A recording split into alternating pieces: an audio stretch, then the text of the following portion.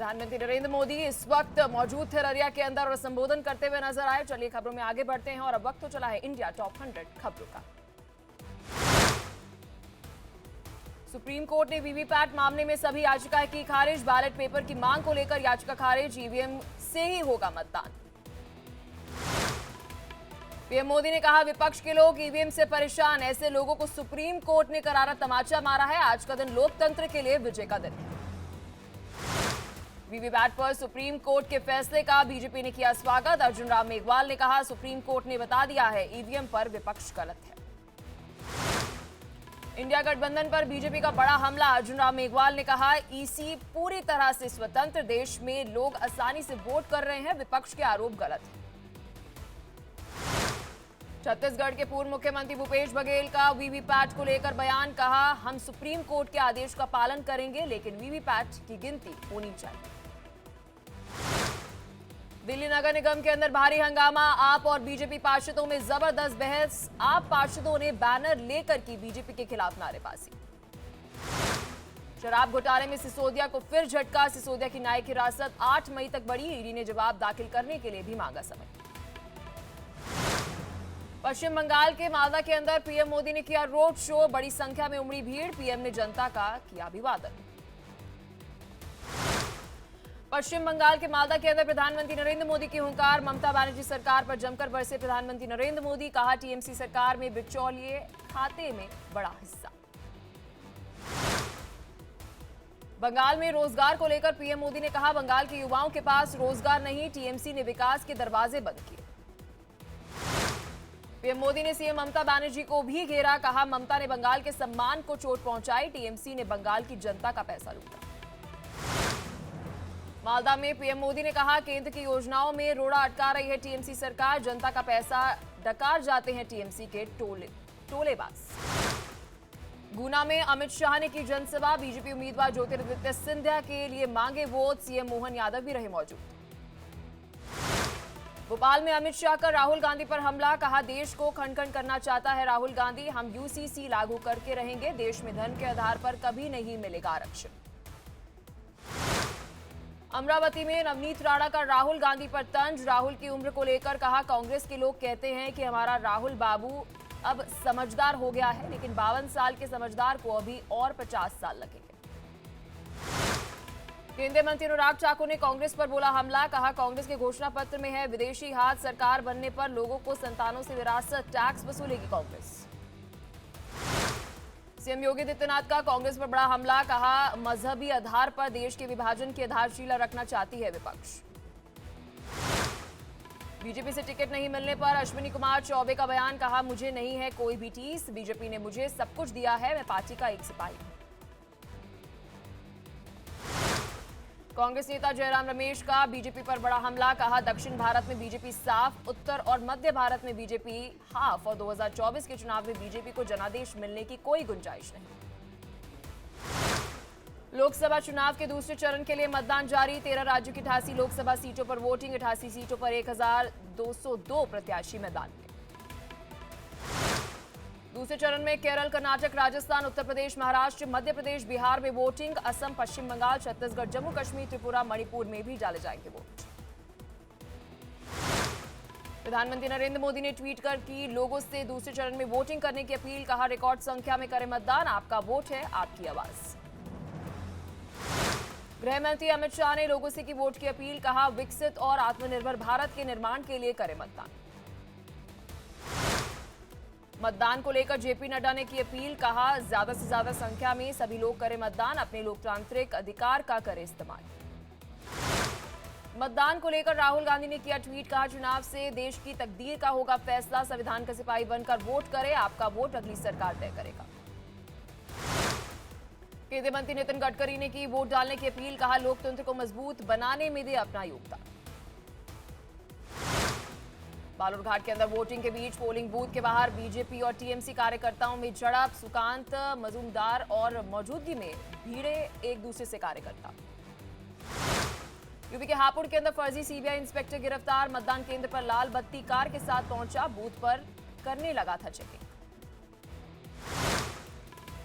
मेरठ में INDIA गठबंधन की प्रत्याशी सुनीता वर्मा और उनके पति योगेश ने बीजेपी पर लगाया आरोप। कहा चाय नाश्ता कराकर वोटरों को लुभा रही है बीजेपी। डीएमसी की शिकायत।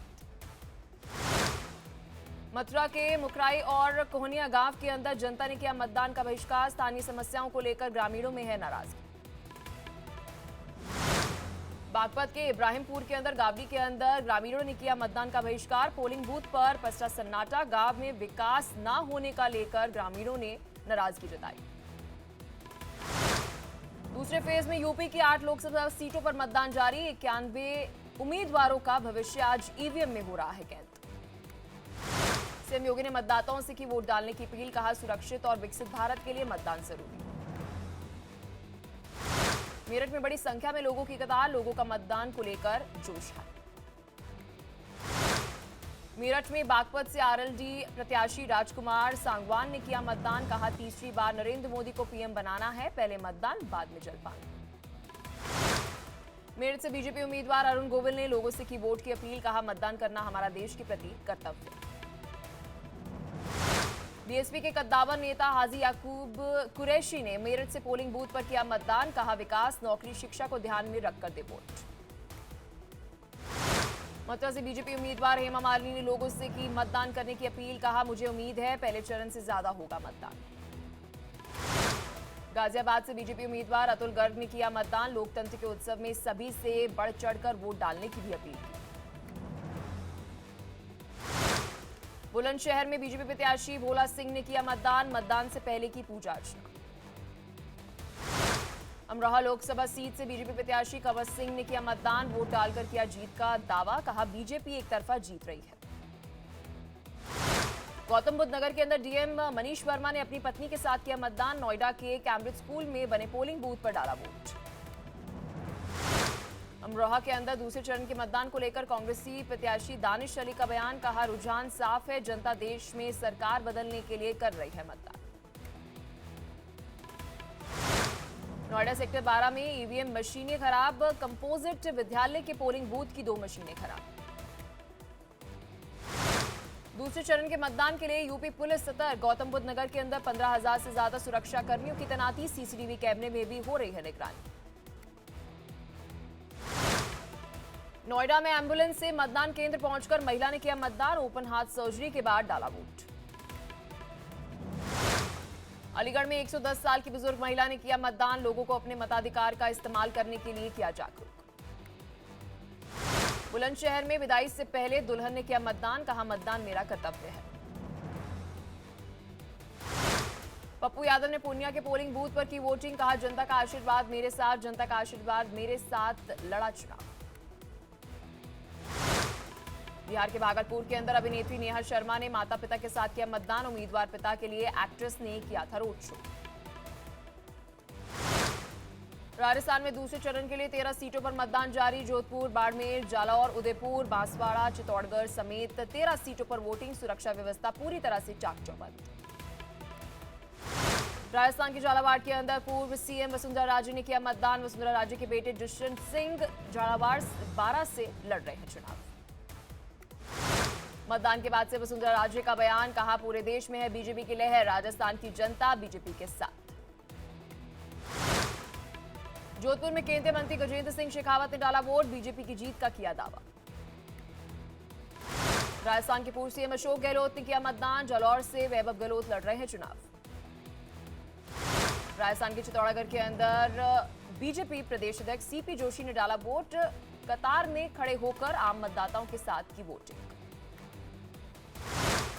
बाड़मेर में बीजेपी उम्मीदवार कैलाश चौधरी के मतदान केंद्र पहुंचकर किया मतदान। लोगों से की देश के उज्जवल भविष्य के लिए मतदान करने की अपील।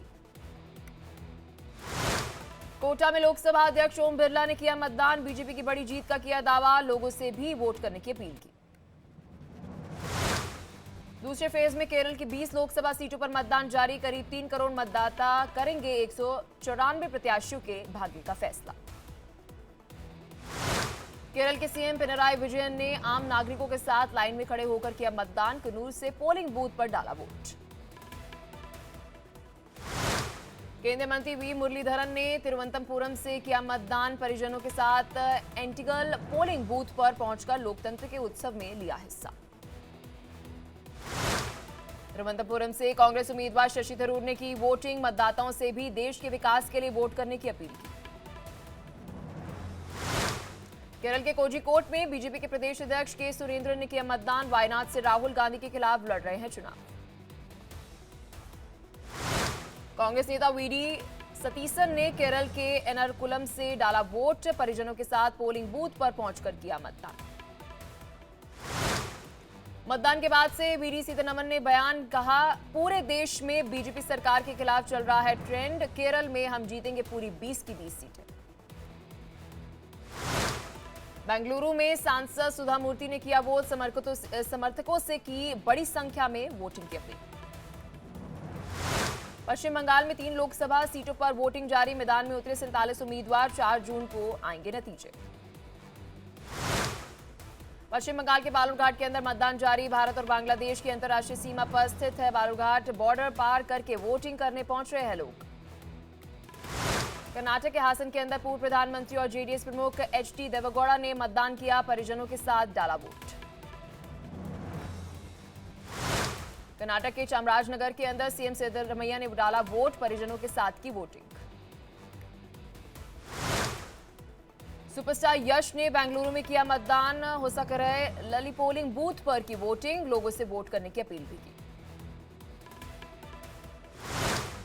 केंद्रीय मंत्री निर्मला सीतारमण ने बेंगलुरु में किया मतदान, कहा बीजेपी एक तरफा जीत रही है।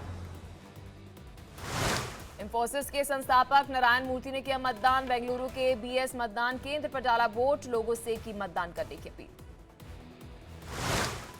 बेंगलुरु के एक मतदान केंद्र पर अभिनेता प्रकाश राज ने डाला अपना वोट, देश और प्रदेश की खुशहाली के लिए लोगों से भी मतदान करने की अपील की।